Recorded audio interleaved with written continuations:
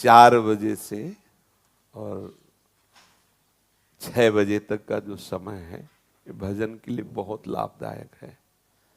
इस समय अगर कोई निद्रा में रहता है तो ब्रह्मचर्य से हीन और कई तरह की मानसिक बीमारियां और शारीरिक अस्वस्थता ये आगे चलकर उसे घेर लेगी। मानसिक बीमारियां, कई तरह से मन डराने लगेगा, कई तरह से मन में ऐसे कुभावनाएं जागृत हो जाएंगी। इसलिए हमारे ब्रह्म ऋषियों ने आज्ञा की है कि 4 बजे से तो उठ ही जाना चाहिए और 4 से 6 के बीच में, मान लो आप 4 से 5 के बीच में सो ही रहे हैं तो आप 5 से 6 के बीच में उठ जाइए। 4 से 6 के बीच के समय में आप उठ करके अपनी भागवतिक दिनचर्या करें।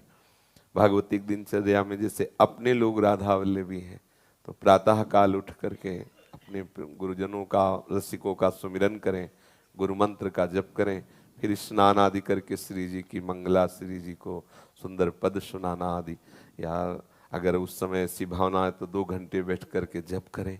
मंगल बेला होती है प्रातः कालीन, उस समय शयन तो कभी नहीं करना चाहिए, किसी को भी नहीं करना चाहिए। वो अपने लिए परमार्थ और स्वार्थ दोनों की हानि करने वाला है। 4 से 6 के बीच में।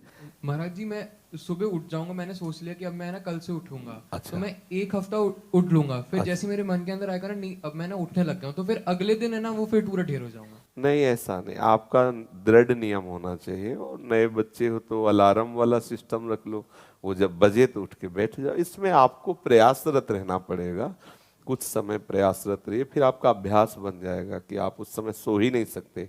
जैसे अभ्यास बन जाए ना तो आप सो ही नहीं सकते, मतलब सो ही नहीं आपका शरीर राजी ही नहीं होगा बिस्तर में लेटना, वो राजी ही नहीं होगा। तो इसलिए नियम बनाओ और नियम पूर्वक चलो। जब आपको लगे कि आज हम नहीं उठ पाए तो उस दिन दंड स्वीकार करो, व्रत रह जाओ कि आज समय से उठे नहीं इसलिए आज भोजन नहीं, उपवास कर लो। ठीक है, तो ठीक हो जाओगे। जिस दिन 4 बजे जो भी आप नियम रखो एक पक्का रखो, और जिस दिन प्रमादवश ना उठो उस दिन बस उपवास कर लो, एक बार थोड़ा फल पा लो, जो कुछ बस रहने दो। तो मनीराम ठीक होने लगेंगे। भैया अगर ऐसा हुआ तो फिर तो इसलिए वो सोचेगा घंटा भर की बात, जल्दी उठ जाओ तो चक्क पाले को मिलेगा।